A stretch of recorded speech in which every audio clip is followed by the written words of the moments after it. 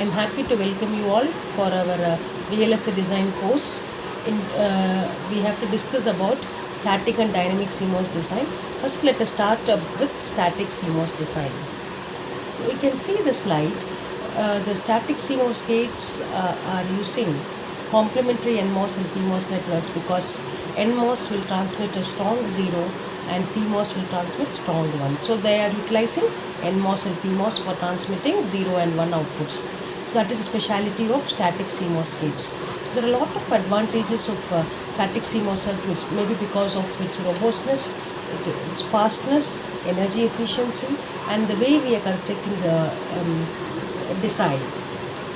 So, but even there are certain circuits that have got particularly stringent speed, power, or density restrictions. So these all will try to force another solution. Such alternative CMOS logic configurations can be called as circuit families. So there are a lot of circuit families like ratioed circuits, dynamic circuits, and pass transistor circuits.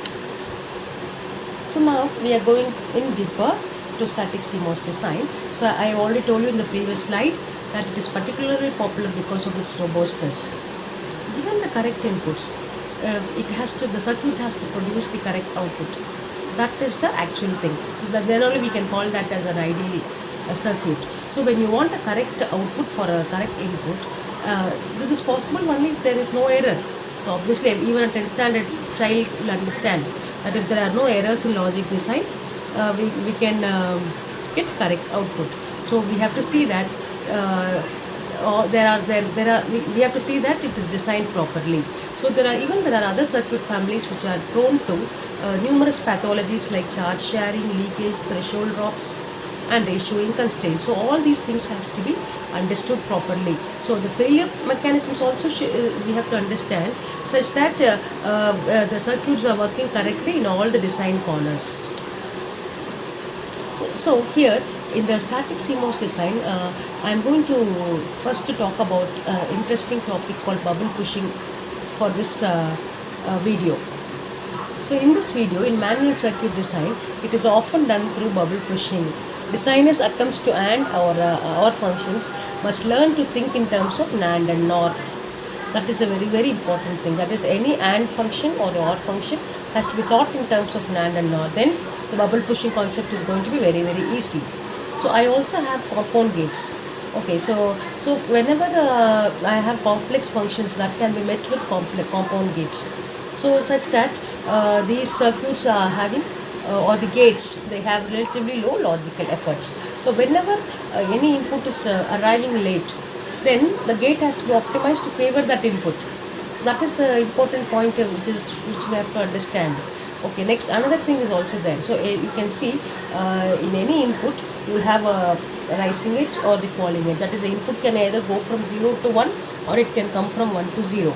So if the rising edge or the falling edge is known to be more critical, then the gate has to be optimized for that edge. That edge has to be favored.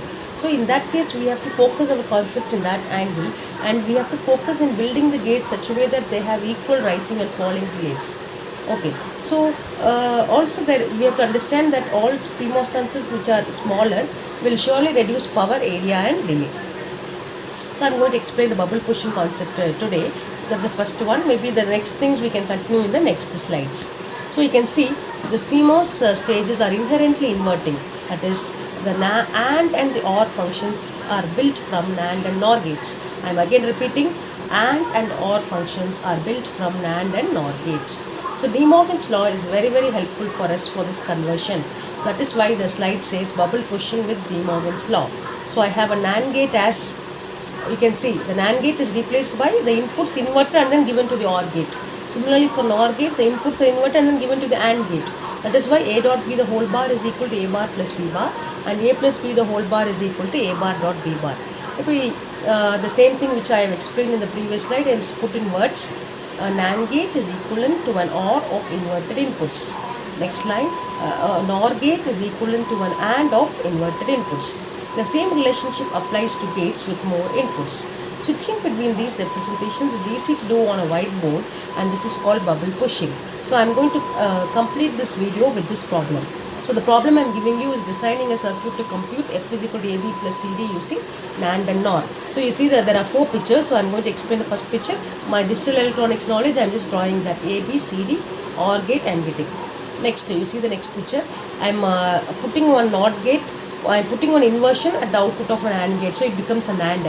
So first two things, AB I'm giving to an AND gate, similarly CD I'm giving to an AND gate. So in order to make a correct understanding, I have to follow this NAND gate with a NOT gate. So that also I'm doing. So I'm having an OR replaced by NOR. So again NOR output should be given to a bubble such that I get the same meaning. So B circuit I think I have explained. I'm coming to Cth picture. So in the Cth picture you can see inverted inputs NOR is called inverted followed by NOR. So I'm just drawing that intermediate diagram. So the two NOT gates are replaced by just bubbles in the input of the input side of the NOR gate. So finally, and you can see the output NOR gate and the NOR gate's bubble. I'm just replacing it by a NAND.